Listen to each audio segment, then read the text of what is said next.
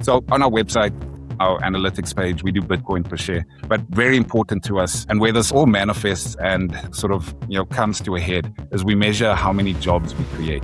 And so we've worked out more or less between 5 and 8 jobs per Bitcoin. And so that's the number we want to show, and we want to use that as a metric that demonstrates our cadence and our efficacy in the economy, and how Bitcoin is playing a positive role in the world. Not to take away, if you can increase the quality of life for a pensioner, who was getting a yield of 5% and now they're getting 12. Of course, let's do that. Let's do a lot of that. But it doesn't mean we must stop doing the other stuff that also improves the quality of life. And in Africa, where our population is 19, no one's thinking of retirement. Hello, this is the Bitcoin Libertarian. Our guests today are Stafford Massey, Director of Bitcoin Strategy, and Warren Wheatley, CEO of African Bitcoin Corporation.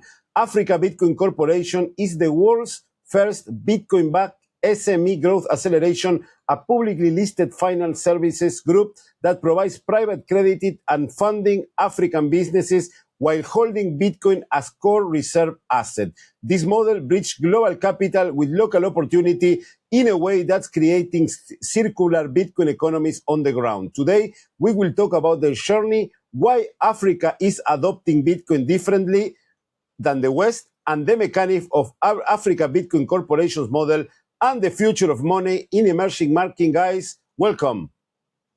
Thanks for having us. Thanks for being here and talk about Africa Bitcoin Corporation. I'm very excited with all the industry of Bitcoin treasury companies, and having one from Africa is very, very excited for me. But the first question for you guys is, how were you orange pilled? Maybe I'll start with that. I've been in Bitcoin since 2014. Someone orange pilled me back then, and I went through the whole journey of going through blockchains and then Ethereum and then back to Bitcoin again.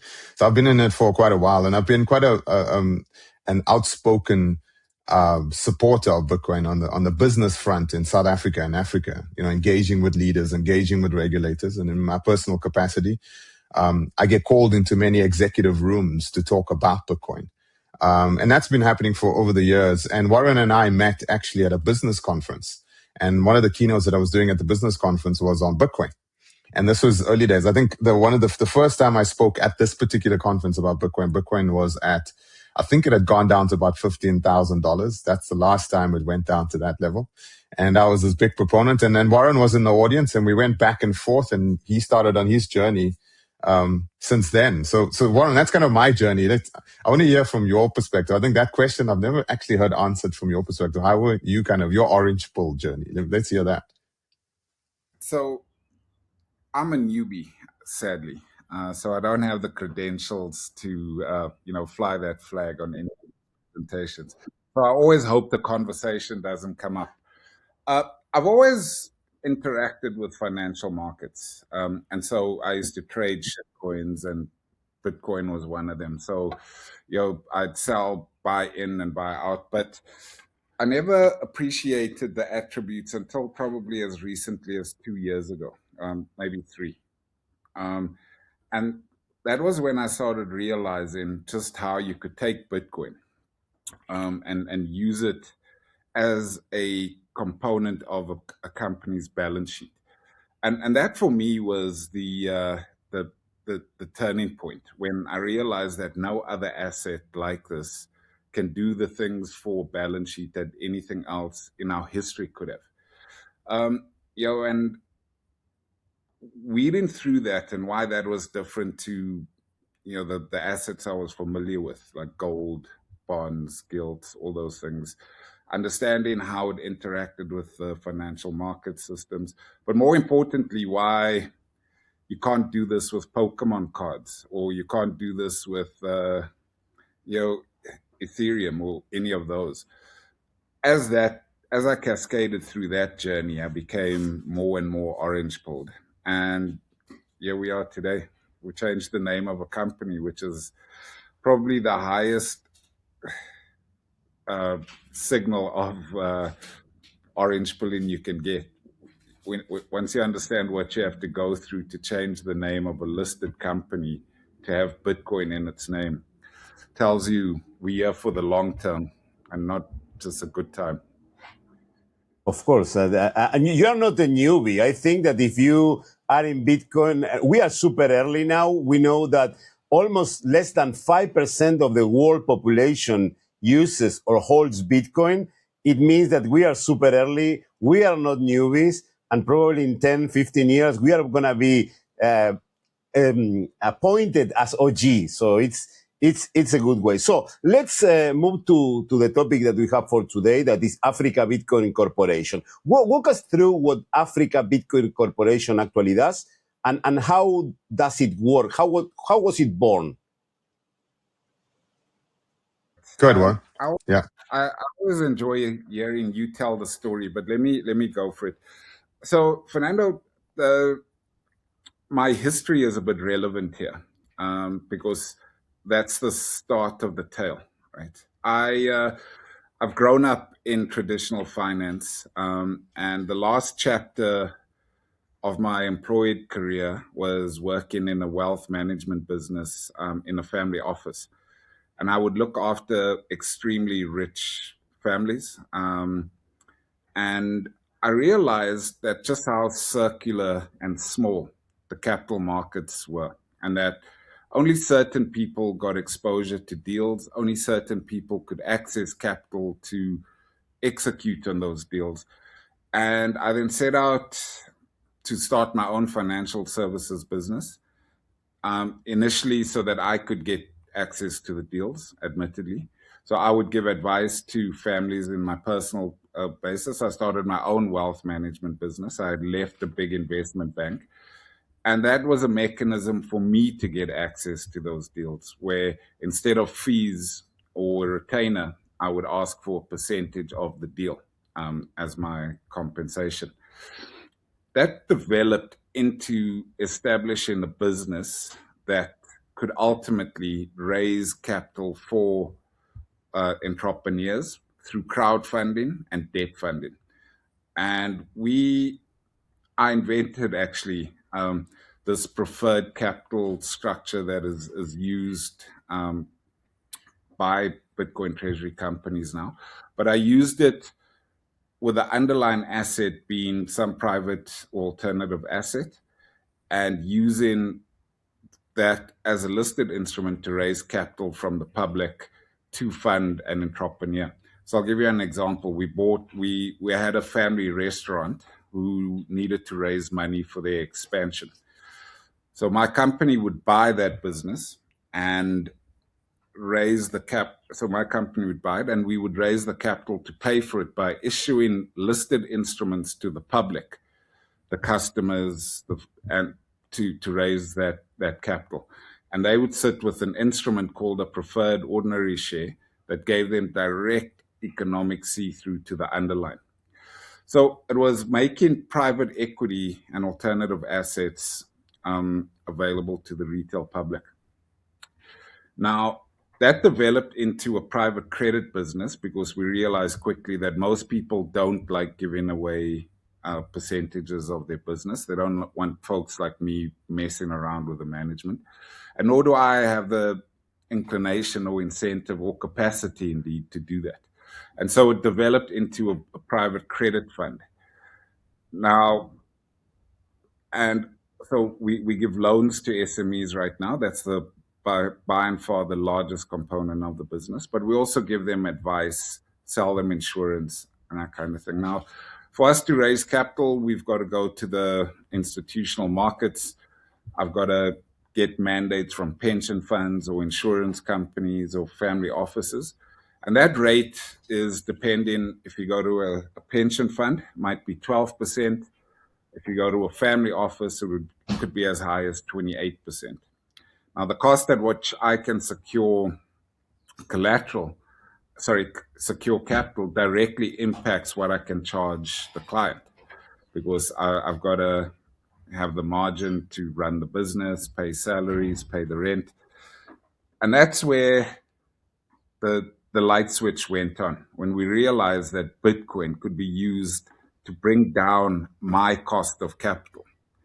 Not only that, the speed at which you can transact, the mechanisms for custody, the mechanisms for transfer, the cheapness of the interaction, and the security around the legal framework of the transaction, given that it's all done through smart contracts, was so superior to what I'd been used to that it was an absolute no-brainer to me that I could with conviction say, we are doing a 180-degree turn here. We're changing the name.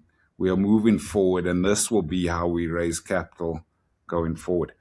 Now, the cascading effect of this, we hope to be as follows. Number one, it can structurally lower my cost of capital. Now, I'm a young business, 4 years old. Over time, that will lead to increased profitability and hopefully sustainability along with it. That in turn will then allow me to lower the cost of capital for our customers. It can't happen as quickly as I would hope, but when you follow the storyline through in that thread, that's ultimately what would happen.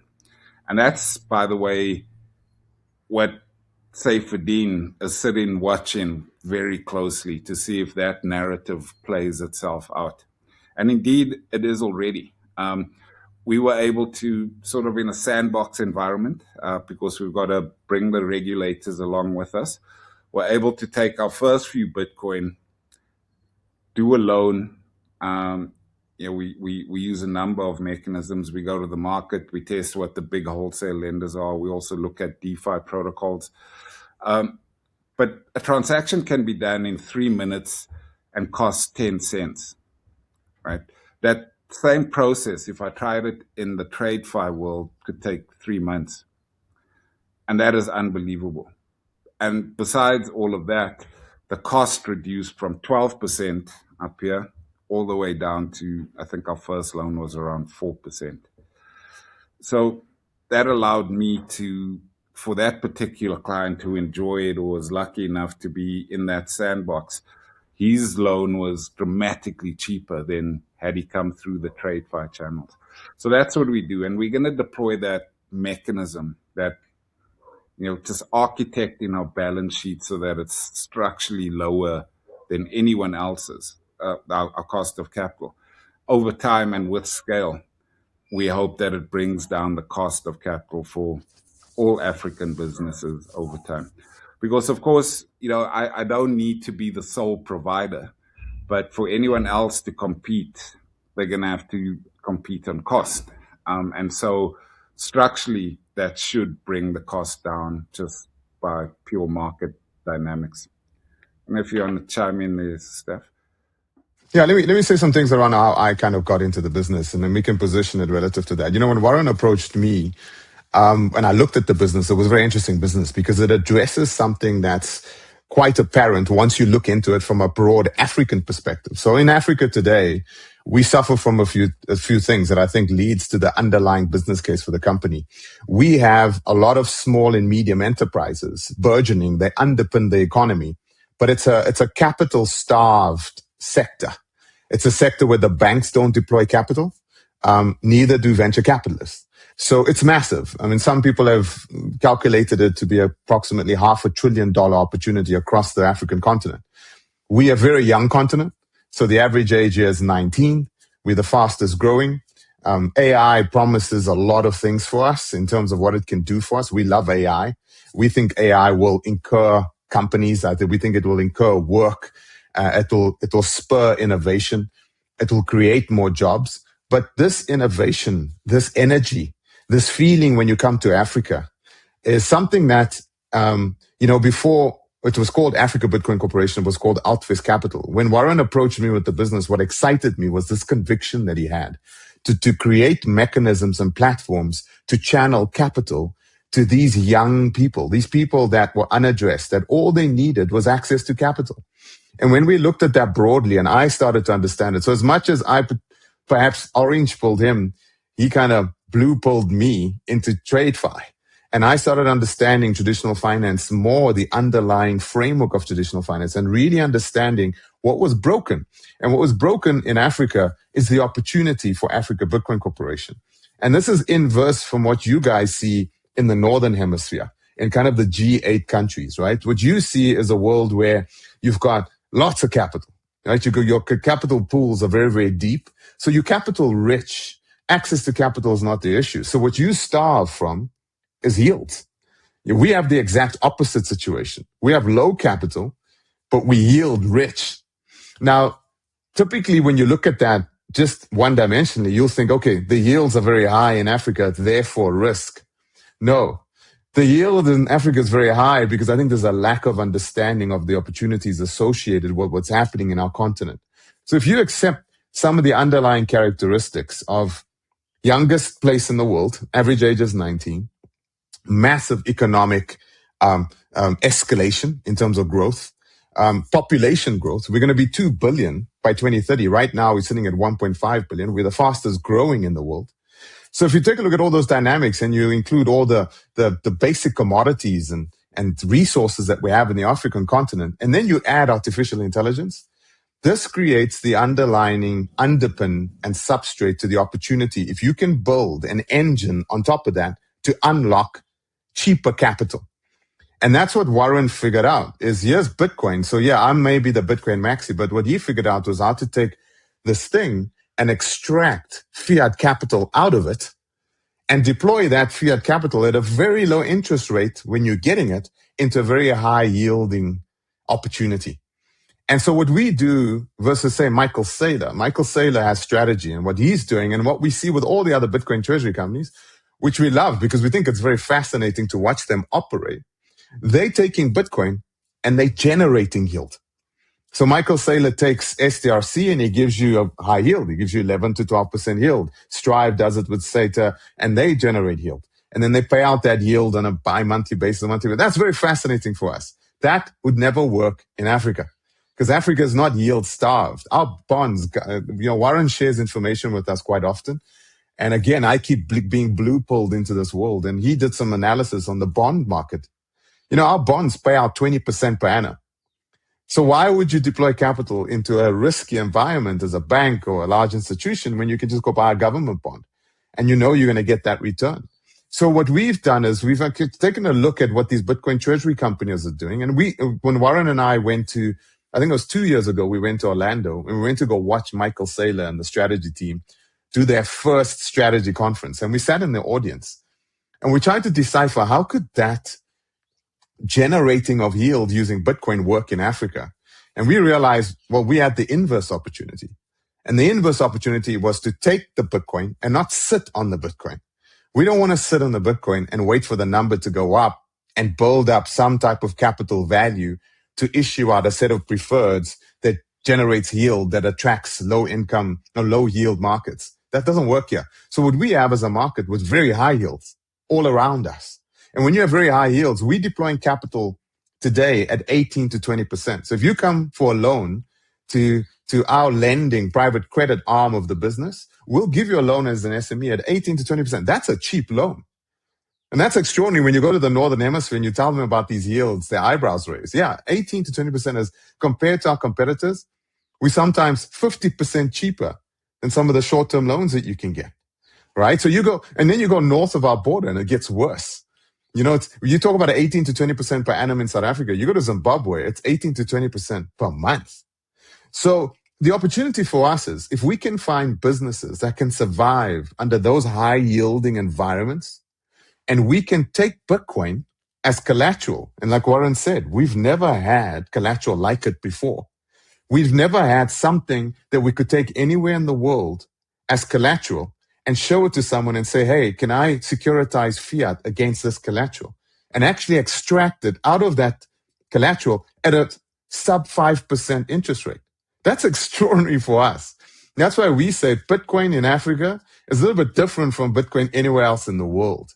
Because when we see what we can do with the Bitcoin, and that is a treasury management exercise where we take Bitcoin, we extract it, the fiat, and then we deploy that fiat into a high yielding environment. The net result is we don't use Bitcoin to generate yield. We use Bitcoin to farm yield. So we can go out and go capture the yield in the market utilizing this. And what Warren and the team have done extraordinarily well, has built a mechanism for deploying this capital. I mean, the balance sheet of the business is extraordinary.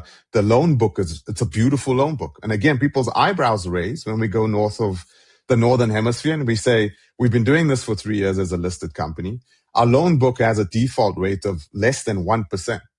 Now, in private credit, in the world today, you hear Bitcoin treasury companies even saying bad things about private credit. They'll say, look at private credit, it's opaque in there. But it's because private credit's been abused and misused. And, the opaqueness doesn't come from the fact that there isn't a need. It's because of what financial instrumentation has done to it. But private credit in Africa saves Africa. We need private credit because private credit deploys capital where traditional banks, venture capitalists, large institutions perhaps will not deploy capital. So it's a job creator. So for us, taking our private credit engine, taking Bitcoin, and we all looked at it, and I must be honest, as much as I was a Bitcoiner, doesn't matter. The combination of the orange and the blue coming together was our opportunity to say, wait a minute, finally we have something for the first time. And I would argue in Africa's history, we can't take gold. Warren and I can go buy gold tomorrow and then fly to Switzerland. But we're not going to get past OR Tambo Airport with that gold. First they're going to ask us, where the hell did you get that? We can't go with bags of cash. We can't go with title deeds. We may have property in Cape Town looking over the ocean. But if him and I land in Zurich tomorrow and go sit down with the bank and show them that piece of collateral, they'll tell us to go away. But today, we have Bitcoin. And when you get Bitcoin, you can go anywhere in the world, like Warren described. And within 2 to 3 minutes, you can unlock millions and millions of fiat dollars at those low interest rates. And then you go and deploy it through this engine that we've formulated and created, and Warren's ideated around that. And that's the opportunity. That's Africa Bitcoin Corporation. So we use the Bitcoin. We don't sit on the Bitcoin. We think the Bitcoin is extraordinary as an asset class.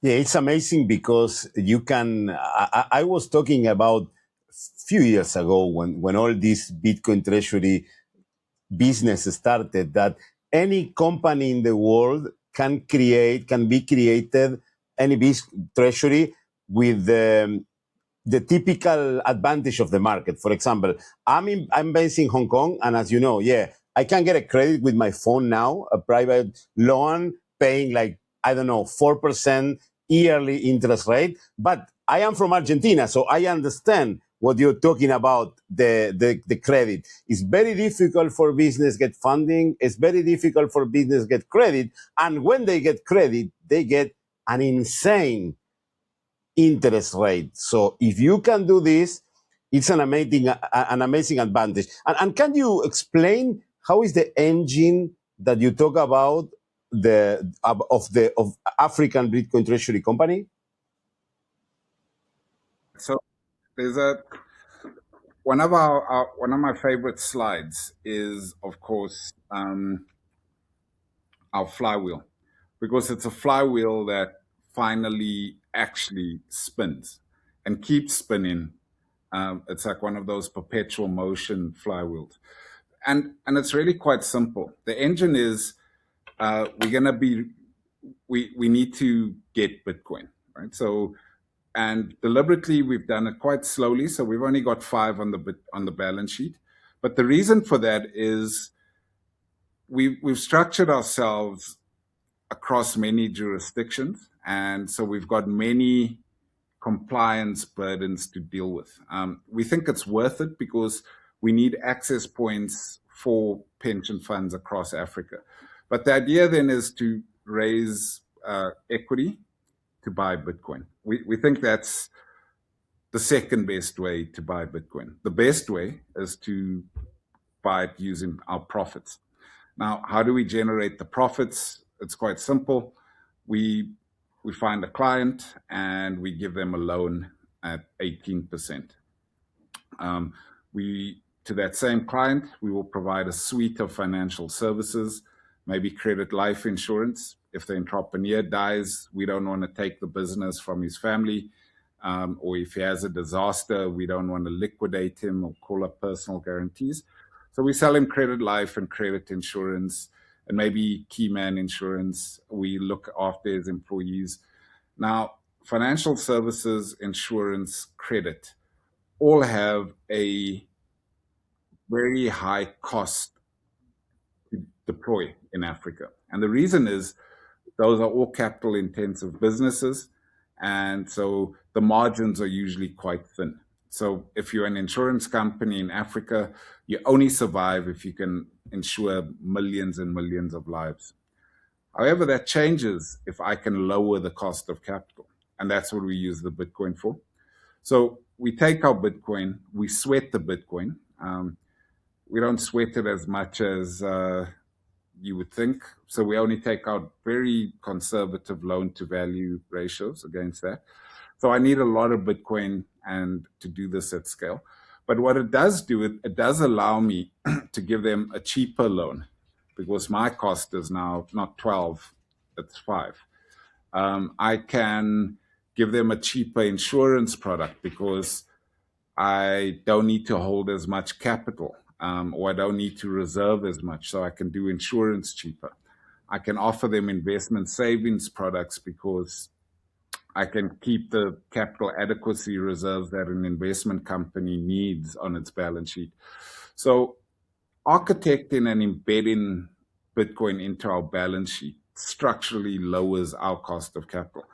Any trade finance, when you study the stuff and you go to lectures and you study valuations and you study mergers and acquisitions, the key metric that has a circle around it is the cost of capital. And indeed, the lower the cost of capital, the more valuable a business is. And we finally found a way to lower our cost of capital. So suddenly we've got this TradeFi world, we've got this new world asset, and the balance sheet can become overwhelmingly super structured to start delivering services that if companies don't follow suit, they're going to simply be outpriced. The difficulty, of course, now is raising the capital to get the Bitcoin. It's a difficult time. Bitcoin companies are at each other's throats. Bitcoiners are fighting Bitcoin Treasury companies. And so it's a difficult time to come out to the world and tell the story.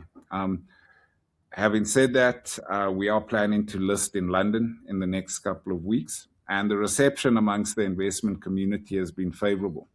And that's been surprising because London, as you would know, has had probably one of the highest failure rates of Bitcoin treasury companies. Almost all of them, with the exception of a few outstanders like SWC or Connecting Excellence or Falcon Edge. For the most part, the others have fumbled, and badly. And so it is a difficult time, but that's the flywheel. That's the engine. And it's having this Bitcoin and growing the Bitcoin stack. And so, we're not pretending to be a proxy for Bitcoin. Yes, we look at Bitcoin per share because we think it's a useful metric. But we don't want our customers or our shareholders to look at us as a mechanism for getting exposure to Bitcoin. The way I think about it, though, is that Bitcoin will ultimately be the supreme financial instrument in the world. It will coexist with fiat. I don't believe that the fiat rails will ever be dismantled, but I do think it will live in a subordinated state to Bitcoin over time. So what needs to happen is that the smart architects, the strong engineers, they need to build Bitcoin into their business as an embedded component of their balance sheet. So we want to be the first business that has done that. Where we've got Bitcoin in our DNA as such, and it can't be stripped out, it can't be separated. It's an integral part of what we do and how we do things. As opposed to being a proxy or a ETF that makes bicycles and has Bitcoin on the balance sheet. Having said that, if you do make bicycles and have Bitcoin on your balance sheet, you need to realize you can use Bitcoin to lower your cost of manufacturing. So you don't need to issue a preferred instrument. That's, what you can do as access cheap funding to lower your cost of capital, to expand your manufacturing capacity and all those things. And that's how I see businesses using Bitcoin, as opposed to everyone just copying Michael Saylor's playbook. And I think as more and more businesses adopt Bitcoin and embed it into the business, and take this engine, this nuclear reactor, and install it into your operations, you will lower your cost of capital. And that has a profound effect on an economy, because once your cost of capital is lower, you can take on more risk, you can lower your cost of services, and benefit the populace so much more. Because people are still going to need bicycles, they're going to need fridges and all those things, but they need it at lower costs. They're going to need access to finance. They're going to need access to all these other things. Not everyone needs a saving product that pays 12%. Yes, that's a great product. It's part of the product set, and that's how I think about it very differently. So on our website, our analytics page, we do Bitcoin per share, but very important to us, and where this all manifests and sort of comes to a head, is we measure how many jobs we create. And so we've worked out more or less between 5 and 8 jobs per Bitcoin. And so that's the number we want to show. And we want to use that as a metric that demonstrates our cadence and our efficacy in the economy, and how Bitcoin is playing a positive role in the world. Not to take away, if you can increase the quality of life for a pensioner, who was getting a yield of 5%, and now they're getting 12%. Of course, let's do that. Let's do a lot of that. But it doesn't mean we must stop doing the other stuff that also improves the quality of life. And in Africa, where our population is 19, no one's thinking of retirement. No 19-year-old can buy enough SDRC to stop working and, to visit. The guys say you can do 2 trips to Disney a year now. That's not what they're thinking. They need access to capital so they can grow their businesses, employ other people, and grow their wealth before they can start thinking about converting a capital base of wealth into a yield and a better quality of life. We first need we need to solve the problem of getting the money to buy the yield producing products first.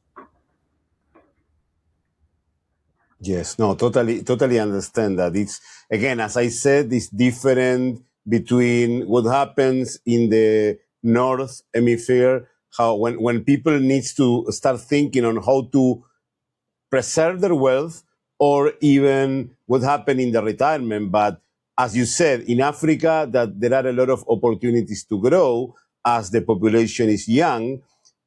You need capital to deploy a lot of things that must be created and generates a huge opportunity. And how does the company accumulate Bitcoin besides the profits that you say? You raise money, you are listed as well, you offer other instruments?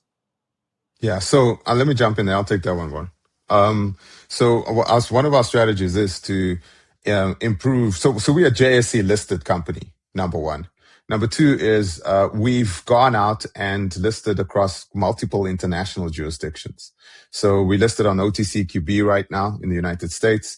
We listed in Europe on the Frankfurt Bourse. In Africa, our plan is to list in multiple jurisdictions. So already we listed in Namibia. We'll be listing in Botswana. We'll be listing in Zimbabwe, and on throughout the African continent. And what we're doing is we're essentially building the rails to allow liquidity from all over the world to cascade into the business, right? So that's why Warren said a little bit earlier that our plan is to list on Aquis in the United Kingdom. We're very active. In fact, next week we'll be in London again, engaging with investors, etc. So we're raising capital, both from our multi-listings to improve the liquidity of our capital stack, but we're also engaging with family offices, high net worth individuals, and even institutions in these other countries to raise capital necessary for us to go off and buy Bitcoin. right? So when we buy the Bitcoin, our stack will rise. And the beauty of us buying the Bitcoin is that we'll then take it, collateralize it, and deploy that fiat into this high yield environment. So yeah, our strategy is to broaden our frame. So it's not just in Africa. We're allowing liquidity from all over the world to gain access and exposure to this engine that we've just described. That's very, very important for us to do. So, we hope we'll improve. We've just recently moved from the smaller alternative exchange on the JSE. We've moved up to the main bourse of the JSE. That's happened probably in the last month. And we're very proud of that because this is the first time a company with the name Bitcoin in its name is trading on the main bourse of the largest stock exchange on the African continent and one of the largest bourses in the entire world. I mean, the JSE, I think, is in the top 20 largest stock exchanges in the whole world. And this, we have to do it here. And we're the only ones that have done it in Africa on the JSE. So our plan is to raise capital by engaging with investors pre-IPO, raising capital through our IPO, making sure that our stock and our liquidity is adequate and that attracts more and more capital into the business, and ultimately creating these channels, these railways, these lines into Africa. Because what we want to do is give G8 exposure to this African yield, right? So investors will get exposure to it in the UK, in the United States, in Europe. We'd like to do it in the Far East in the future, etc. as we expand. And what I think what makes us also different is that every other Bitcoin treasury company is a country. So like Smarter Web is the UK. We've got MetaPlanet Japan. We've got Strategy USA. I think what makes us different is Africa Bitcoin Corporation. It doesn't say South Africa Bitcoin Corporation. It says Africa Bitcoin Corporation. And the point there is we are continental play. And this is a massive continent. And it's a big opportunity to unlock all of that yield to investors from all around the globe by creating these interfaces to the business. So when we're trading on Aquos, there's an interface. When we're trading in Frankfurt, there's an interface. In the United States, there's an interface. And as we go up into Africa and all those capital markets and all those exchanges, we'll be engaging and deploying ourselves physically in all these countries as we move up. That's part of the plan. Warren, I can see you want to chime in on that. Yeah. Fernando, I want to use one swear word on your podcast and then I won't again. That swear word is rehypothecation, right? One of the other ways we can get Bitcoin is where people are hodling. We want to give them a virtuous use of their Bitcoin, right? So we tell them, if you deposit, my lawyers say I shouldn't use that word. If you put your Bitcoin on our balance sheet, this is what we'll do with it. We will use it as collateral and raise funding. We will pay you a right of use, maybe 5-6%, but we will use your Bitcoin to do what we do, and that is fund SMEs, grow jobs, impact lives. And so you can put your Bitcoin to some virtuous use instead of just hodling it and earn yield at the same time, right? So we're not afraid of rehypothecation. We don't think it can, of course, everything is double-edged, of course. And we've seen some of the major collapses of institutions because of that. But if we give you a looking glass that you can see through, and you can see that your Bitcoin funded the purchase of 100 head of cattle and the employment of 5 herdsmen, or the employment of 10 people for butchery or an abattoir.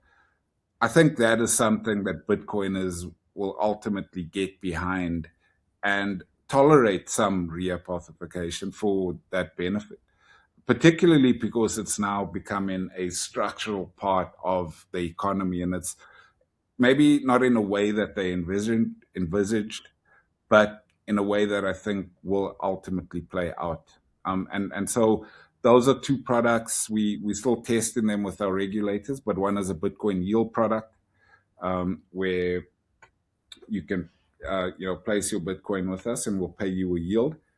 But that we're very precise and deliberate that we will use this to create jobs and to fund SMEs and to fund the youth and to fund growth in in Africa, and that we will use it, but we will do it responsibly and with a proper governance framework. And then we'll also do Bitcoin-backed lending.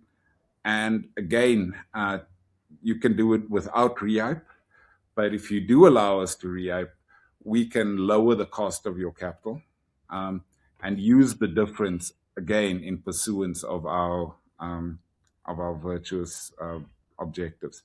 So yeah, that's the last time I'll swear on your show, I promise. Oh, as long the point is that, of course, rehypothecation is not.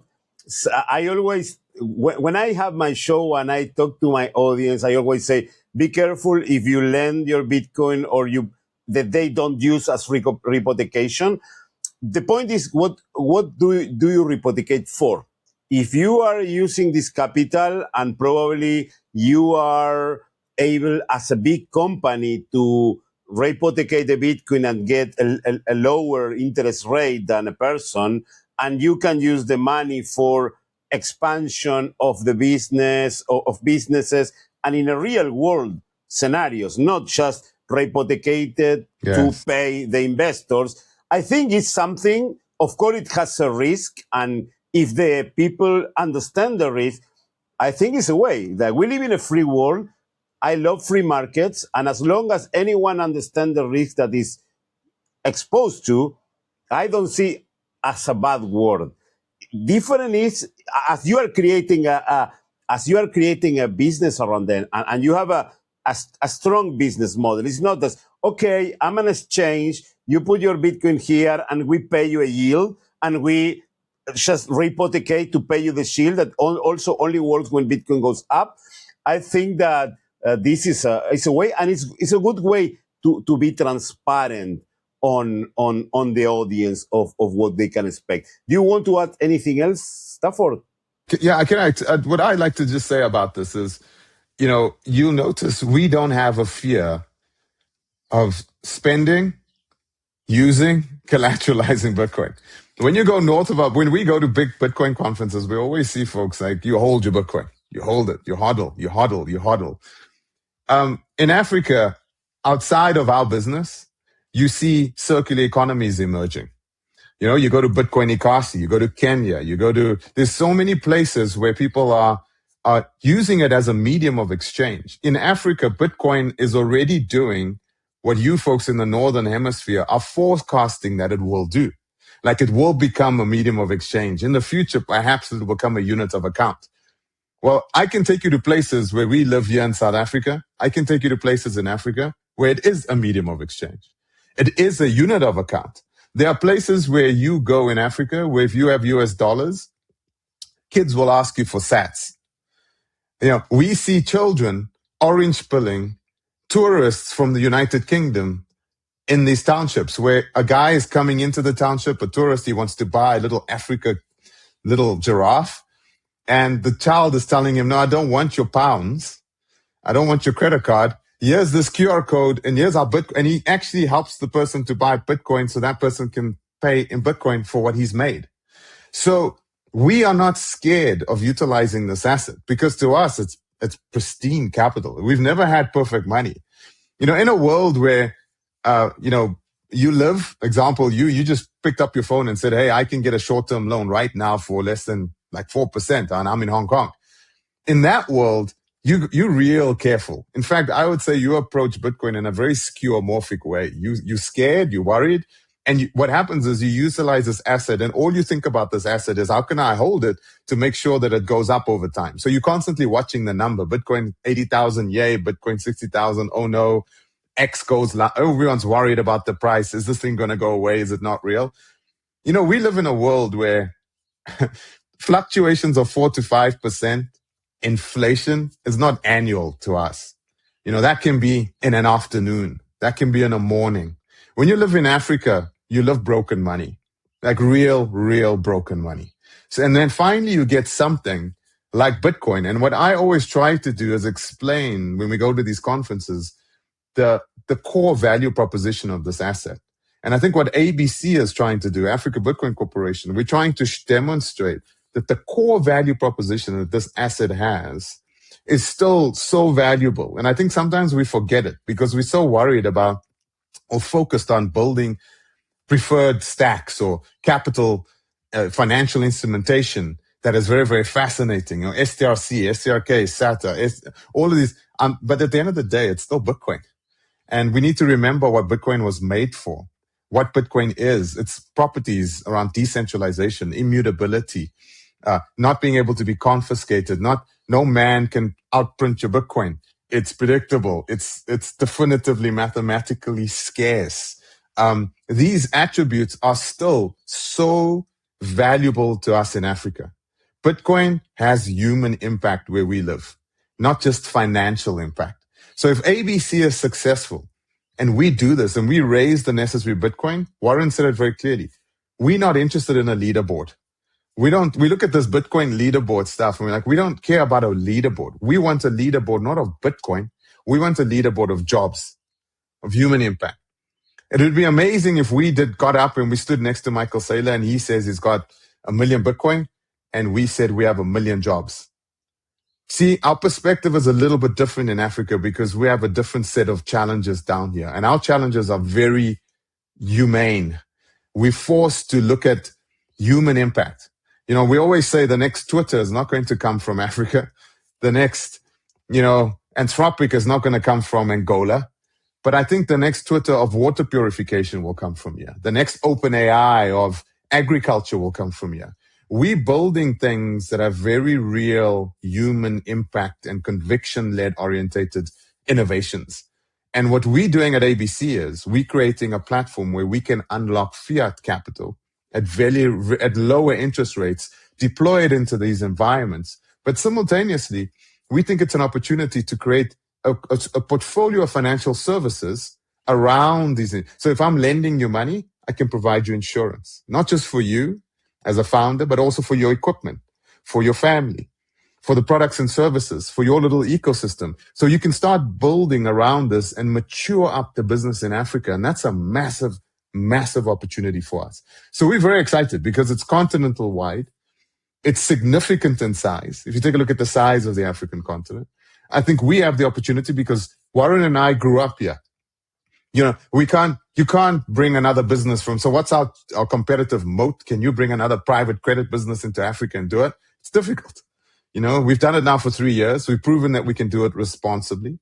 We do it methodically. I mean, Warren and his analysts, when they analyze a loan, the reason our loan book is 0.0% of default rates, it's so low, is because it's white glove type services, right? We can scale that because our humans are not too expensive in Africa, number one. So we can really put a lot of analysts behind this. And we can also take AI to give us more capability relative to checking these loans, doing analysis on the credit worthiness, looking at the assets and, making sure that we got the proper securitization in place relative to this. So we can really scale this in Africa. But the beauty of all of this that we're trying to put together is the human impact. I think if we want to leave like one thing with you today, for us, one Bitcoin is one Bitcoin, right? We're not one Bitcoin is 60-something thousand US. That's important for Warren when he's lending against it and he's looking at the collateralization LTV levels. But at the end of the day, for us, one Bitcoin is one Bitcoin. And to us, one Bitcoin is so important. When you take a look at our board of analytics, one Bitcoin is equal to 5 to 8 African jobs. That is the core conviction. That's the core premise around Africa Bitcoin Corporation. It's that we want to see people's lives changed with the asset. And so it's not just about financial instrumentation, it's about human impact. And that drives Warren. That drove me to be a part of this business. When he came to me, there was no Bitcoin in the business. What was that conviction around uplifting small and medium enterprises that would never have the opportunity. And he created this vehicle to do this. All he's done, what we're doing strategically, is taking this, he described it, this thermonuclear battery, this weapon, this fuel, and we're putting into his original conviction, into that private credit engine, and we're accelerating that continental wide. And we think that's going to be, hopefully in 2 to 3 years from now, we can stand up here and not just talk about it esoterically, conceptually, but we can actually come back on this podcast and say, hey, we impacted 1 million jobs. 1 million human beings were impacted by the strategy. That would mean success for us. It's a good point. It's a great point because, again, as I told you, every region is different, and and Bitcoin. I see Bitcoin not as a currency. I see Bitcoin as a tool to fix problems. So the biggest problem of the world now that we need to fix is money. So Bitcoin is the tool to fix money. But in different parts of the world, money is broken on different sides. Here in Hong Kong, is broken in the long term. But I also understand you because I come from Argentina. We are not only the world champions on football, we are the world champions on inflation.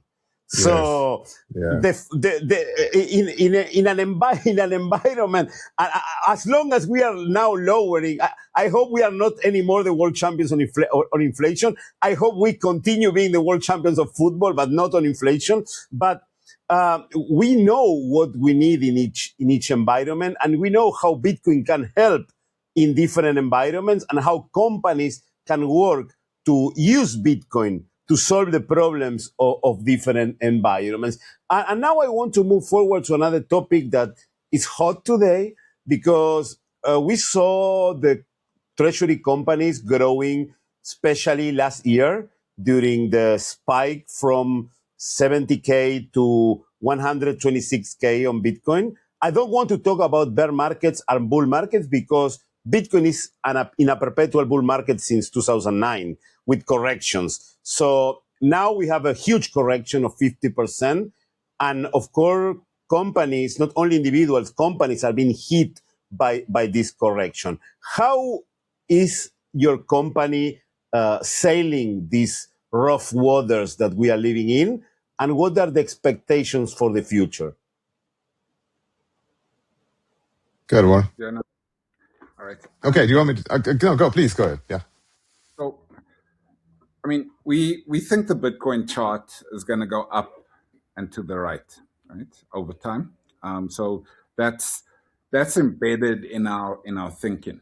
And the reason why that's embedded in our thinking, and I don't want to contradict what we've said earlier, but our business model isn't premised on it going up, but our business model is premised on it being the best performing asset class and the most pristine asset in the world, right? So that premise is embedded in the belief that it will outperform all of the others. But our business doesn't need for Bitcoin to go up today or tomorrow or next week. What it does need to do is for it to retain those immutable characteristics that can't be fiddled with. And so other than market sentiment that we need to navigate through, if we manage the risk component of our balance sheet and act and behave responsibly with regards to how we rehypothecate or how we collateralize the Bitcoin, the price is actually almost irrelevant for us on a day-to-day basis. Of course, for the long term, we've chosen Bitcoin to play this role because of our ultimate belief in its future behavior. The difficulty, of course, comes that some people don't want to talk about Bitcoin right now. Some investors don't like that we have Bitcoin in our name. In 6 months' time, I'm sure they're going to love that we have it in our name. So navigating sentiment and market objectivity, or subjectivity rather, is the most difficult part. So raising capital in a bear market is difficult and challenging. And trying to put your hand up and say, we're different to the three failures that lost you a fortune with the last three guys you invested in. So telling that story. And how we keep doing it is just, keeping our foot on the pedal, not getting off the treadmill, and just keeping at it and talking through the cycles. Steph, I don't know if you want to add. Yeah, I think let me take it out of ABC and go to macro and talk about like our views on Bitcoin from a macro perspective. First of all, for us, this is pristine capital, and if we can employ it responsibly, conservatively, Our board has given us the right to lend against it up to 40%. So Warren and I are constantly looking at that 30 to 40%. Because of the way we collateralize, we keep a constant eye on this thing all the time. So price movements are important to us. So a price drawdown of 50%, to be honest with you, if it drew down another 50%, we'd still be okay relative to our strategy. So price is important, but price doesn't drive us. It doesn't affect us. It doesn't worry us we don't worry about Bitcoin now sitting at 60 versus 126, etc., because we've got mechanisms, we've got governance rules. Our board, our audit and risk committee oversees this. The JSC themselves will ask a question every now and again. Please tell us how things are going in that. We publish out our financials because we are a publicly traded company very openly so people can see this. So I think as far as a Bitcoin treasury company relative to Bitcoin's price is concerned, I believe the board, the governance, the team, the structure, the methodologies, the guardrails that are in place, we are well protected. We've done this responsibly. So, I was chairman of the board up until about, I think, 2-3 months ago. I became executive director of the Bitcoin strategy because I wanted to get more involved in the operational and management aspects and the strategy itself. But the board, I'm still a part of the board, and we oversee the policies. Those policies are well thought through. Those processes around how we acquire the Bitcoin, where we custody the Bitcoin, how we secure the Bitcoin. These are very intricate, arcane processes, people, technology employed to ensure our regulators happy, to ensure that our shareholders believe, and see that we're doing this responsibly. So for us as a Bitcoin treasury company, the price is not that important. Again, because we are extracting in a conservative way. If we were sitting on lots of Bitcoin, then yes, our MNAVs flicks all over the place because of Bitcoin's volatility. We're not really exposed to that volatility in that similar manner. But going up at a macro phases, our philosophy is this scarcity, this asset, we're still very, very early. I think what you've seen happen over the last few months is probably the AI trade, and the big IPOs. They've drawn a lot out of the spot ETFs. We've seen some liquidity coming out of that and being pulled into SpaceX, probably going to be pulled into Anthropic, probably going to be pulled into OpenAI. And from a personal perspective, someone that does watch the markets as the person that oversees the strategy for the company, I believe that trade is going to come home to roost. I think the AI trade is very similar to the early 2000 dot-coms. I lived in the USA back then. The same euphoria about the internet and how big it was going to be is happening right now. And what we always do as human beings, we overestimate impact in the short term and we underestimate impact in the long run, right? And it's happening right now with AI. So I think the AI exuberance, it's going to change everything, etc. I do think if you're a Bitcoiner right now, if you want to become phenomenally wealthy, right, acquire as much Bitcoin as you can right now, because I do believe that there will be an exit out of the AI trade that will move a lot of capital back into scarcity.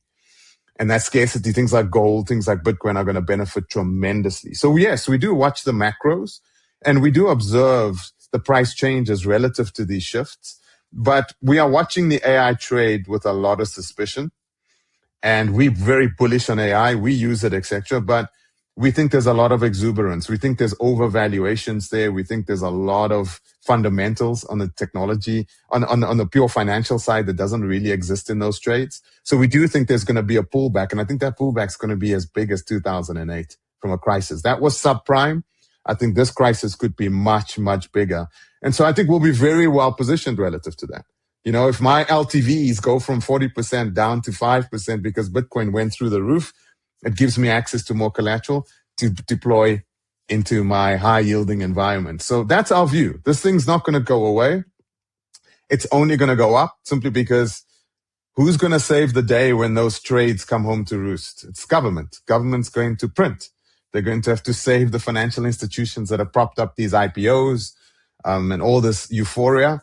And that printing leads to a flight away from, fiat, and it goes into harder assets. And I think that's where Bitcoin will again fly its flag and show its value when the euphoria has died down in the world. Yeah, I see a lot of euphoria. I don't think that AI is being overestimated now. I think that we are still early on AI. I don't see it like it's going to happen like 2008. but a lot of capital is draining from the markets to go to AI. With this euphoria stops and most of these people take profit from this world, the profit for sure is going to come to Bitcoin. And I do agree with you. Of course, this is not financial advice. If you want to become extremely wealthy, go all in on Bitcoin today, or go. Bitcoin is super cheap. We are 50% discount Bitcoin. If you see the Power Law, it's like the price today should be around 130, and we are buying Bitcoin at 64K. So we are 50% discount. You pay one, get two. And what are the future plans for the company? Let me chime in, and then Warren, if you can just add on. So I think we're gonna have immediate term right now. Warren and I are working very hard right now. By the time folks listen to this podcast, we may be listed or very close to being listed on Aquis in the United Kingdom. We're very excited about that, entering the UK market, and again demonstrating this, giving UK investors the opportunity to see through into Africa through our world. We want to mature our listings in all the jurisdictions where we are. And so we're very excited about that. We want to make sure that the Pan-African play does expand out. So we've got targeted countries that we are going after. And it's not just about listing on those exchanges. It's actually making sure that we've got physical presence in those countries so we can gain access to the local capital markets through our private credit capability. And that's quite exciting. So I think on the short term, Aquis, longer term, maturing up our positions on the bourses.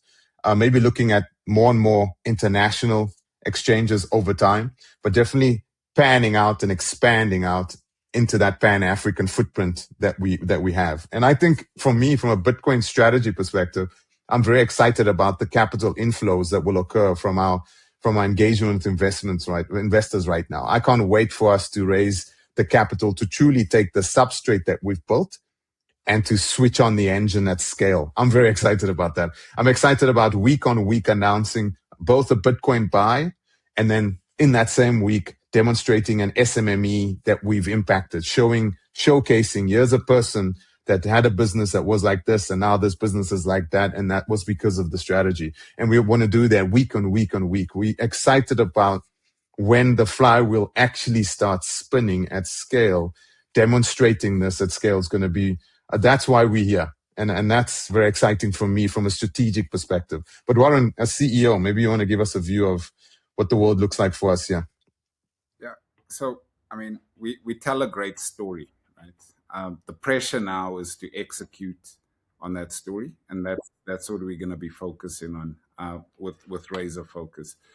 It's to, and we've spent years developing the architecture. The plans are there, they mapped out, they're drawn to perfection. We've had them checked, we've had them double checked. It's now to build the building. We've got the plans, it's all there. The foundations are laid, we've poured the concrete, and now it's to execute. Excellent. And talking about the impact, how the rest of the companies, because you see now that there is one company in the stock exchange that says Bitcoin.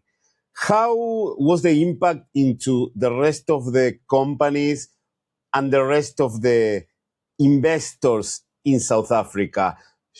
Did it spark a little bit more of interest on Bitcoin, or they just look at you like what these guys are doing?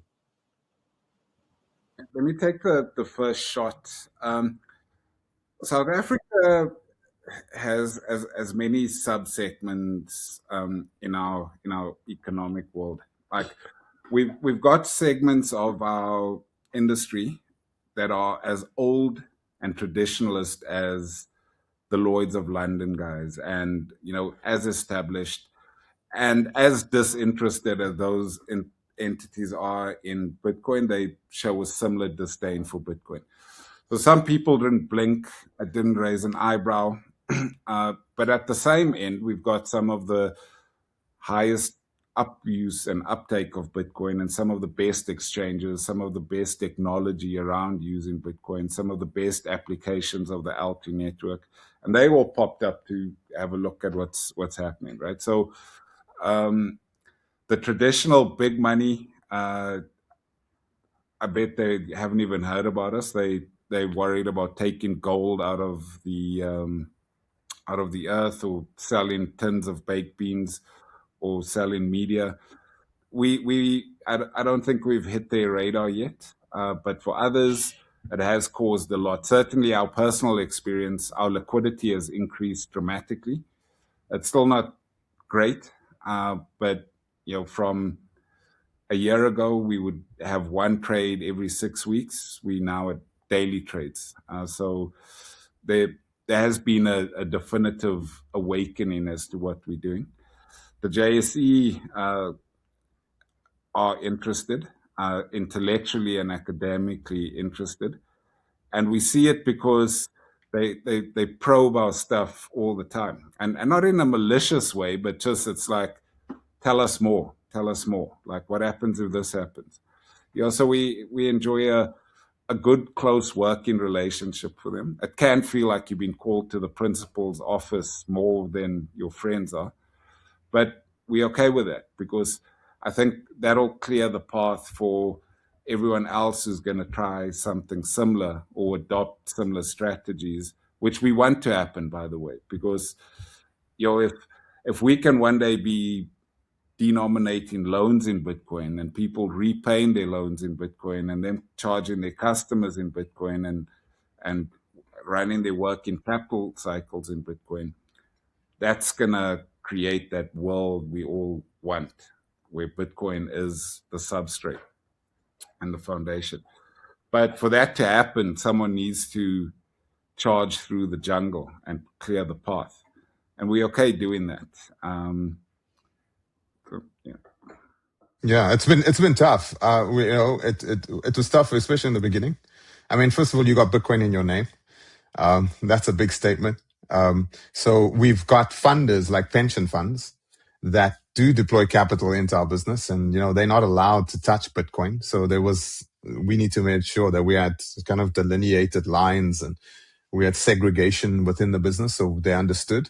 So that was the first set of stakeholders. And then the regulators, South African Reserve Bank. We've got a group that makes up most of the government departments called the Intergovernmental FinTech Working Group. This is a group that actually puts together the crypto policies for South Africa. We've had to engage them.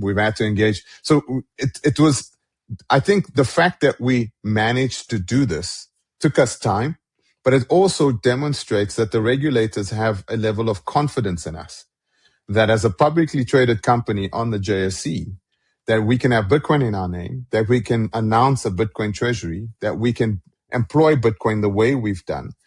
I think that should give shareholders and investors some peace of mind that this is a leadership team that can engage with regulators in a very responsible way. And we always aim to do that, but it's tough. Even when you go up into Aquis, we will now have a company on trading on Aquis with Bitcoin in its name. So the challenge becomes a challenge everywhere you go, and people want to know why is this, but what are you doing? Are you actually taking Bitcoin and you putting Bitcoin into the SMEs? There's always like a misconception associated with it, but we're the first. It's novel. We are creating new pathways. And like Warren says, we believe, not in the not too distant future, especially when Bitcoin starts climbing, I think we're going to see more and more Bitcoin orientated companies trading on the Johannesburg Stock Exchange, where maybe they have treasury strategies at a minimum, where they're just holding Bitcoin as part of their strategy, their treasury strategy. We think we'll see that. We may see operating businesses that do things with crypto. And I think it will be because of a lot of the regulatory engagements and communication and education and transparency and cross-pollination that you continuously have to do. But it's tough being a Bitcoin treasury company. It's not easy. You're constantly having to report to your board. You're constantly having to, watch what your CEO is saying and doing. You constantly have to watch what the team is doing. And you constantly have to watch all the participants in your ecosystem. I don't think people really have a full understanding. I think Jesse Myers at Smarter Web Company said something on an interview once that I thought, man, if he stuck on that point for a while, people would when he said it is really hard to pull capital into a Bitcoin treasury company, deploy that capital responsibly and show accretive value. That process that's what we've built. That's the substrate that we're taking to the world right now. We've started the engine. We've run it. We've done it with 5.5 Bitcoin. We've demonstrated that we can do it. Now, when we go to investors, we can take $500 million of it. We can take $5 billion of it and employ it in this way because the substrate's been fully built. But yes, it's tough. It's tough. And because the asset is always questioned. I mean, Michael Saylor has it tough. I mean, if it's not the S&P valuing his business with the Bitcoin being at zero, then it's somebody else questioning the underlying asset relative to his preferred stack. If it's not that, he's always dealing with something. And I think this is what we need to understand. If we're going to be first, the world's still learning about this asset. We as Bitcoiners, we've been in Bitcoin for years. We understand the underlying asset. We're exposing people to a Bitcoin treasury without them having done the work around Bitcoin itself. That's why we're going to constantly get people misinterpreting what we're doing, misunderstanding, questioning, challenging. And I think we shouldn't get tired. I don't think we should give up or get aggressive about it.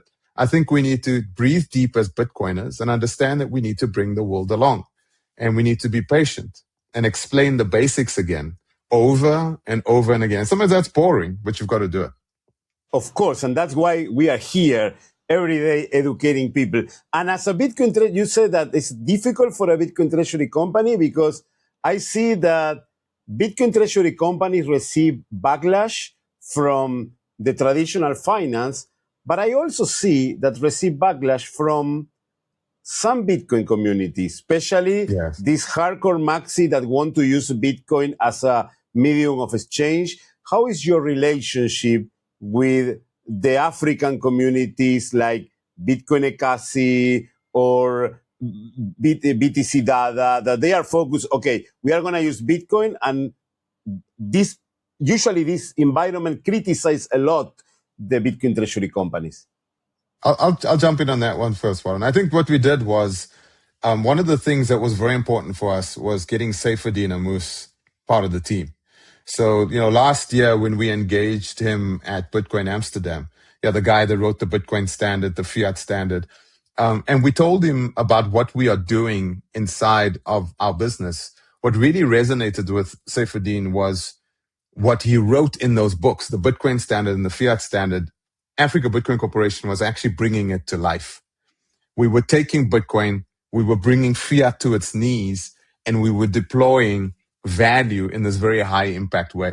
For him, this is always the way Bitcoin was going to play out. And finally, he saw it playing out in Africa. So he's joined our team. He's our Bitcoin advisor.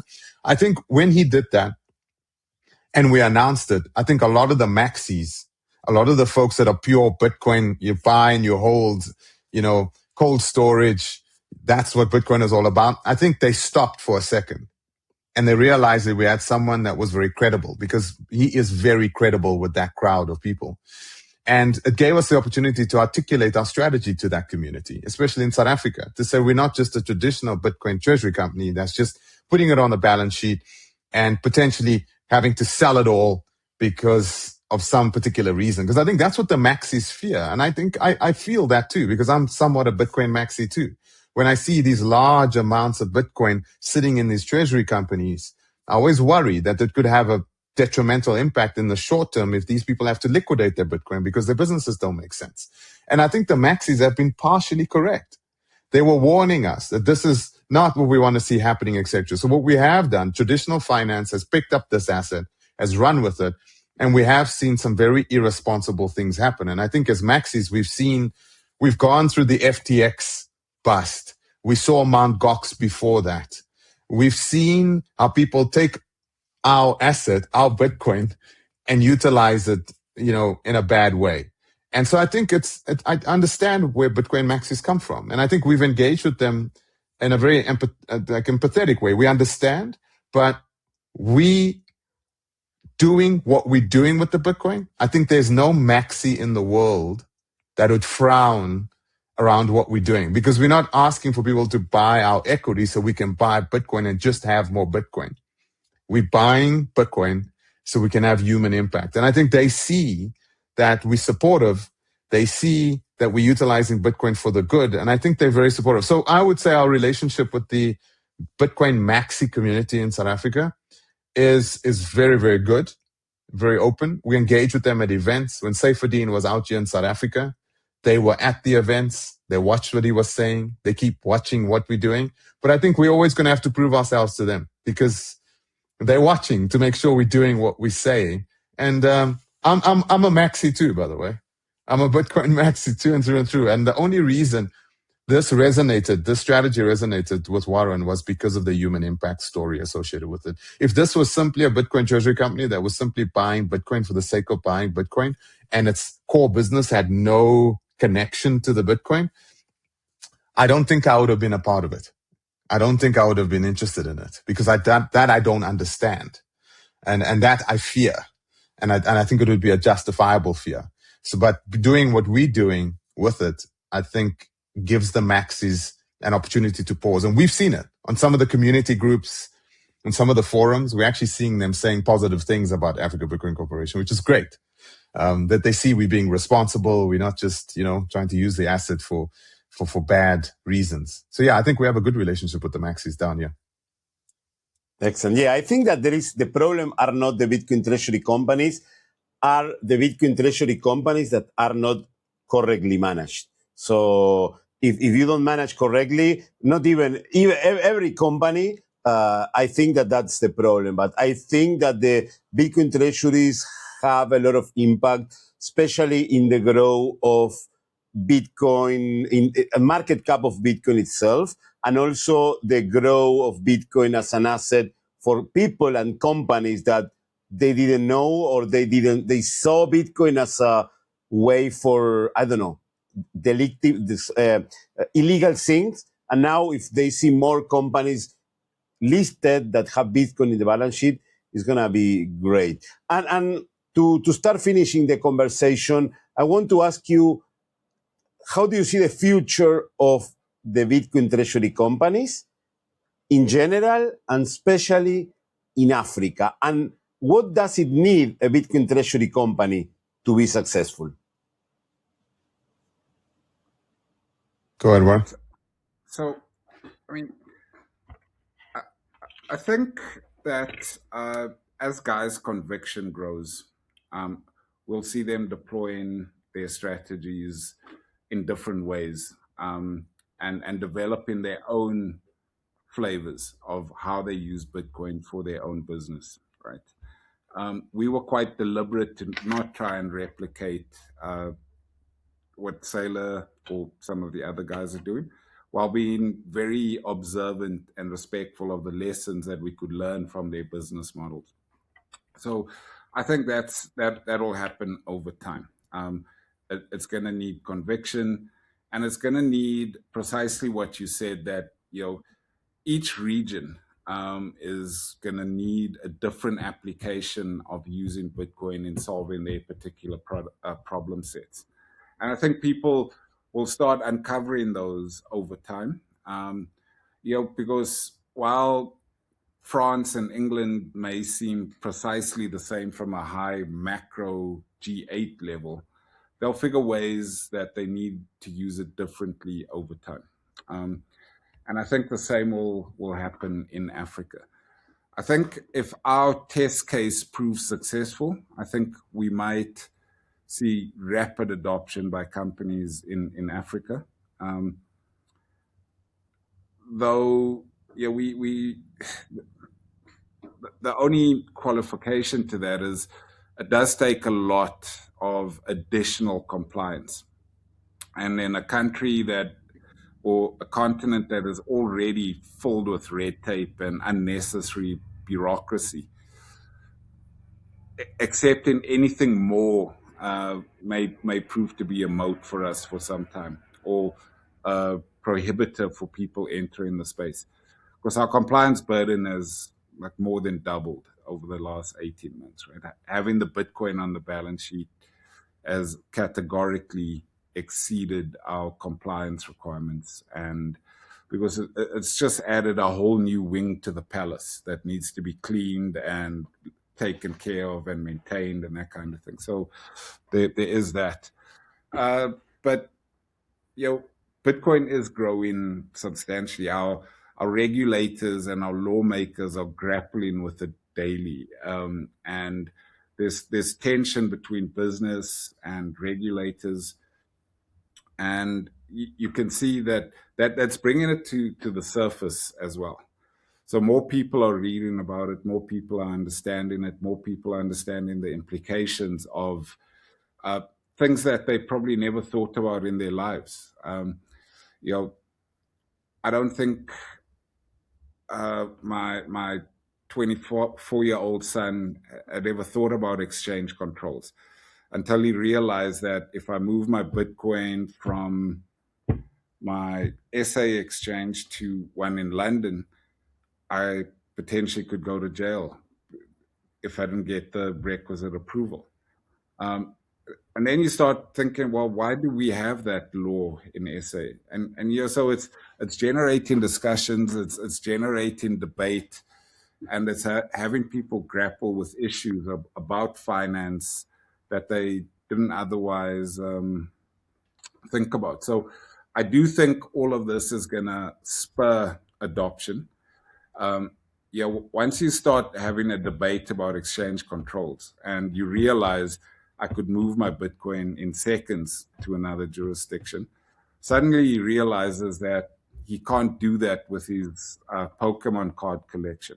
And those are the trigger points that actually orange pull people over time, where you start realizing the difference. Or like if I gave each of them a gold coin, they'd realize the only way to get it out is to hide it in your shoe or to swallow it or whatever the case may be. That's how you get it out the country, not with Bitcoin. Your Bitcoin you can send it and meet it in London if you wanted to, right? Or it could travel with you in your head, whatever the case may be. So I think we push in the wrong buttons. I just hope they don't keep their finger pressed on the wrong button. But they are fiddling with the dashboard, and it's having people have the right discussions at the right forums. The risk with most governments, though, is that they disregard the advice or the guidance they've gotten from the populace or the the guys who are actually thinking about this, and make it a draconian place for crypto to exist. So that I would think is our biggest risk for advancement in Africa. It's governments getting in our way. I'll add a couple of things there. I think just broadly speaking, at a macro basis, I wonder if we'll have multiple Bitcoin treasury companies around 3 years from now, the way we see them today. It almost feels like you're not going to have too many of them per jurisdiction. You're going to have Metaplanet in Japan and they'll dominate.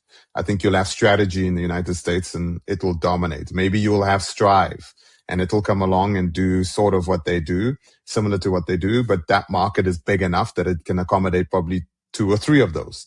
I think the question is, can that capital market actually accommodate a company utilizing this particular strategy at scale?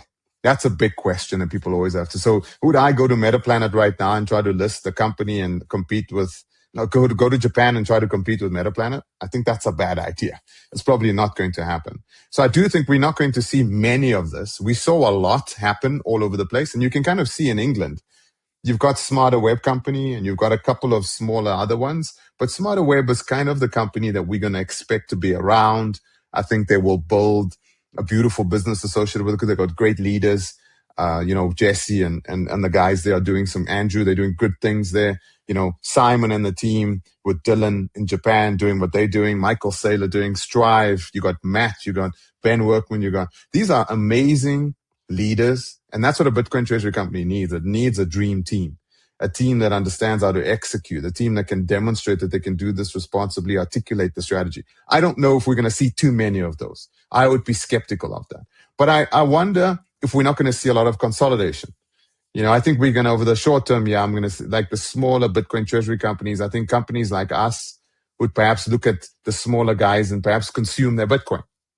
Because we do know a lot of Bitcoin treasury companies that are small right now are going through either bankruptcy, liquidation, or they're frozen. There's nothing that they can do, the smaller ones. And we've had conversations around taking their Bitcoin and bringing that Bitcoin into our engine and, employing it in our engine. Those discussions we are having here and there. And I think that consolidation is probably going to happen over time. So I don't think we're going to see too many of these companies. I think we're going to see a few large, regionally dominant Bitcoin treasury companies. In the medium to longer term, I think the term Bitcoin treasury company will be something that we smile about because there won't be such a thing as a Bitcoin treasury company. I think every company will have Bitcoin in its treasury, right? So simply because of what's happening in fiat land, I think a lot of companies won't just buy bonds. They won't just buy treasuries, to conserve the inflation aspects of their fiat capital. I think they'll put it into Bitcoin.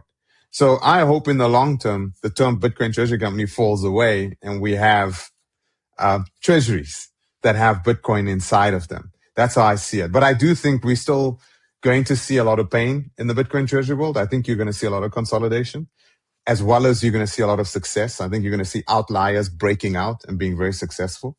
And I think it's going to be those that do it responsibly, openly, sustainably, transparently, authentically, and not just doing it. So I think if you're making bicycles, like Warren said, and now you've got a Bitcoin treasury company suddenly, and you pushing that and you're marketing that, I think as investors, you got to watch out for that. I think what I'm also hearing, what I heard in Bristol during the SWC unconference, what we're hearing at the big Vegas conferences, we're hearing analysts, investors asking, what's the rest of the story? Okay, we know what the Bitcoin treasury is, but what's the rest? What else are you doing with this? Now, Michael Saylor, we know what he's doing, but all the others, what are you doing? And I think that's a question that a lot of Bitcoin treasury companies have to answer today. Okay, this is what I'm doing with it. You can't just say, well, I'm just going to keep diluting my existing shareholders and in a supposedly MNAV accretive manner, watching that MNAV and hoping it's above 1 point something and then constantly doing it. Because what we see happening is the euphoria when Bitcoin starts going up and it starts climbing. We start seeing a lot of marketing noise again with, and people talking about, accretive dilution and the MNAV starts coming up. That's not sustainable.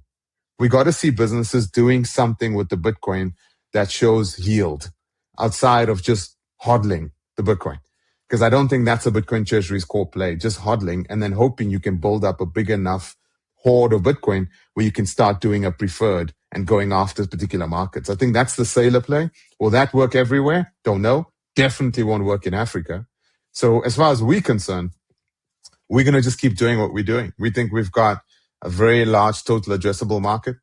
We think we the first to demonstrate human yield, not just BTC yield. And we're very proud of that. And we're going to be focusing on that. Human yield is as important to us as demonstrating Bitcoin per share. Bitcoin per share, MNAV, these metrics that we formulated on our treasury, we'll continually focus on that, but we'll be driven by human yield. That's to us is more important than anything else. Excellent. And to close, I have two more questions that are more general. The first one is, how do you see the future of Bitcoin?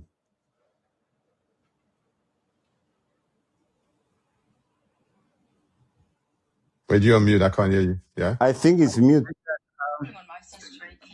Fernando, Okay. I've got a hard stop now, so I do have to leave, guys. I'm so sorry, but I do have to join a board meeting that started at 9:30. But I'll leave you in the hands. Thanks so much for the excellent interview.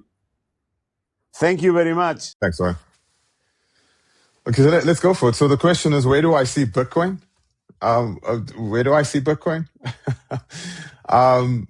Are you asking from a number go up perspective in terms of price, or are you just asking? No, it's just the future. Whatever you want to say. Maybe you can say we will be 1 million in 3 years, or different things. So it's the future in general. When you ask an African, what do you see Bitcoin being and where Bitcoin is going, I think our answers are a little bit different. We don't really focus on the price. I think what you'll see happening in Africa is more and more circular economies emerging, where people are adopting this as a medium of exchange and eventually a complete unit of account. We see that happening. It's growing dramatically in Africa. And obviously it will, because the money is broken here and this is pristine capital. And ABC will be a company that moves this forward. So yes, ultimately we do see the number go up. It's inevitable. The number is going to go up simply because it is mathematically, physically scarce. And that scarcity is just going to be highlighted and amplified as we see fiat printing keep going the way it is. So when you look at the macro side of it, I mean, it's obvious that this is going to go up. What excites Warren and I, and me specifically, is on the Bitcoin mining side. And I don't think we speak about that enough, and what's happening in Africa with Bitcoin mining. And that is actually utilizing proof of work to stabilize energy grids, to impact and accelerate renewable energy usage in Africa, to take a look at emissions and harvesting methane emissions across the continent, because we've got large gas and oil reserves that have now been discovered, excavated, etc. So the opportunity to take Bitcoin mining into Africa is significant. So what I am very excited about is both the number go up, the utilization of this asset by individuals, but I'm also seeing significant momentum around Bitcoin mining and AI in Africa, where Bitcoin mining actually results in the stabilization of electricity grids. It accelerates and matures the electricity grids and enables electricity grids to adopt AI inference compute. And I think that is something that is still not fully understood in the Bitcoin world. It doesn't get spoken enough on all the podcasts, but that's very exciting for us down here, is what this asset is doing from an energy perspective and its impact that it's having continent-wide in an energy way. And I think this is going to become more and more apparent as AI grows. So as AI grows and as AI matures, I think what you're going to see more with AI is inference compute. And what we don't understand with inference compute is there's two types of deployments for AI. AI large scale is when the weights are given information and they're being trained, very stable energy usage. But what we see happening is that's becoming less the deployments. What we see happening more is AI inference compute. And AI inference compute is compute that executes violently from an electricity usage perspective. So when you asking ChatGPT to do research or deep thinking, or you go to Claude and you ask it to do X, Y, and Z, that's inference compute. Inference compute is more modular, it's more decentralized, and it's more violent. It utilizes electricity in a very violent manner. The problem that we have in the world with AI right now, that inference compute can't find grid connection points at scale that will allow it to fluctuate electricity usage like that, because it blows up transformers, it burns out batteries. That's the big challenge. AI is not running out of power. AI is running out of grid connection points that will allow it to scale and use electricity with an impact on frequency management and demand response and grids that just can't happen today. So what's the solution to that? Guess what? It's Bitcoin mining. Bitcoin mining is the buffer between the AI and the grid, where when the AI inference is going crazy in the background in terms of power usage, that power usage is being matched with real-time demand response by the Bitcoin miners. So the miners, the ASICs, sit there and they absorb the power going up. And when the power goes down from the AI, it climbs up in power. And that synchronicity results in a beautiful, stable electron signature on the grid. I believe that's going to have monumental impacts. I am more excited about proof of work than I am about number go up. I don't give a damn about Bitcoin being $200,000, $300,000 a coin in 3 years, 4 years. I'm not focused on that. I think that's inevitable because of fiat. But what's more exciting for me, again, because of the human impact, is watching what Bitcoin mining is doing as a protocol in Africa for grid stabilization and acceleration of renewable energy, harvesting of excess emissions, and enabling and initiating AI sovereign inference compute on our continent, where we have our own AI models, our own open source models running in our own GPUs, in our own African language, trained in our African culture on the continent, versus it running all the way up to these data centers somewhere in the sky in Europe and the United States. Bitcoin is going to accelerate that. Bitcoin is going to enable that. And if you had to bring it all together, the beauty is the unlock of all this latent human capital in Africa. All these 19-year-olds, you know what's beautiful about them? They're getting AI. And you know what's amazing when they get AI? They have the ability to pick up soil, take their phone, point it at the soil, and ask the AI, how should I fertilize the soil? They can take the phone, point it at their cattle and say, what's wrong with my cattle? What skin disease is it and what should I do? They can look at their spreadsheets and say, what should I do with my business relative to capital injection, etc. We're seeing the maturity of the informal economy in Africa at scale. So the unlock of this latent human potential, these small and medium enterprises with AI, is extraordinary. Bitcoin will be the silent enabler for all of that. And when these businesses grow, guess what? Bitcoin is going to enable us to deploy capital, and Bitcoin is going to enable those people to trade globally, instantaneously, independent of intermediary, more securely than they've ever been done in the history of their existence on the African continent. That's the beauty of what's happening. And that's how I look at Bitcoin. You've got to look at the two things that are happening in the world today, right? We've got perfect money combined with artificial cognition. Those two things will finally make Africa rise. We always talk about Africa rising. We think Africa will finally rise now. And we're excited. And ABC will be right behind there, pushing that plow all the way to the end.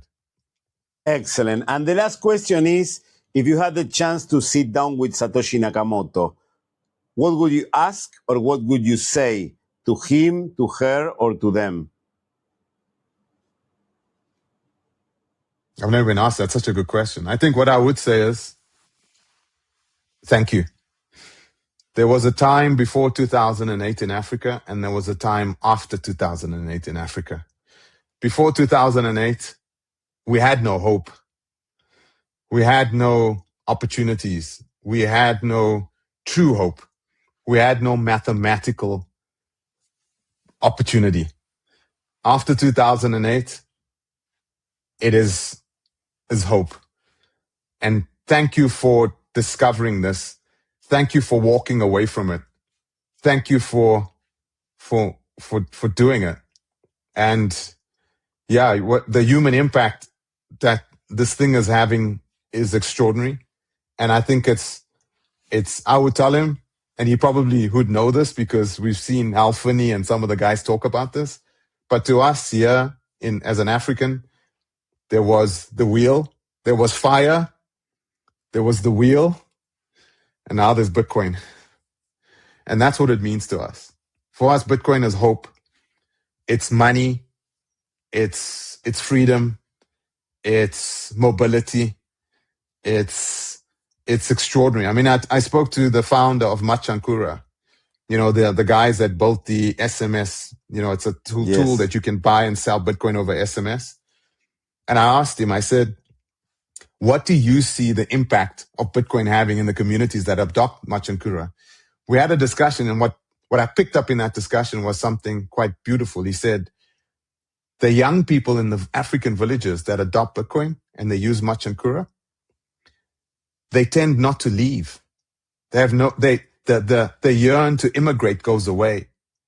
So immigration is addressed when you give people perfect money. And he says what happens is when they're not worried, when the time preference changes, because they've got their time and energy stored in perfection, they have the ability to focus locally. So what happens is the young people start focusing on their culture. In the African villages, they start looking into the history of their musical instruments.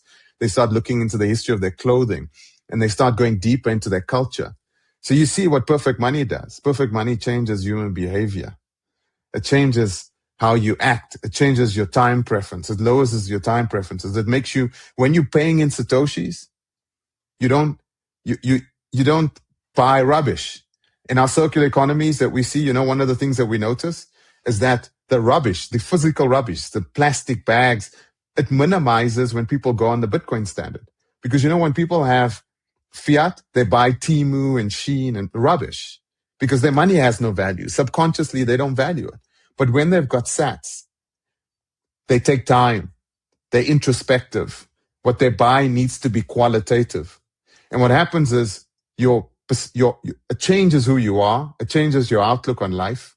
It gives you hope. You're less prone to gangsterism. You're less prone to crime. You're less prone to waste. And you move towards a place of value and quality. The merchant that has to sell you something understands he's got to get you to spend your sats. He's got to up the value and the quality of what his products and services are. So what Bitcoin does, it uplifts humanity. It uplifts the value. And in Africa, we see this happening. When we go to the United States or Europe, people speak about it. But we love it when Joe Nakamoto and some of these other guys come to Africa and they walk around and they see Bitcoin being used the way it is. And I think I want to invite you. Please come down to South Africa, come down to Africa, come see the most beautiful place where Bitcoin is being utilized at scale. In South Africa, we've got hundreds of thousands of merchants that accept Bitcoin as payment. It's the highest in the world. In Nigeria, it's got the highest adoption rates. You go to Kenya, the biggest slum is now adopting Bitcoin. You go to the northern south coast where we are. It's happening already in Africa. Just like we went from nothing to mobile phones, we are going from broken money to perfect money. And I think that's the human impact is tangible. It's real. It's not ethereal.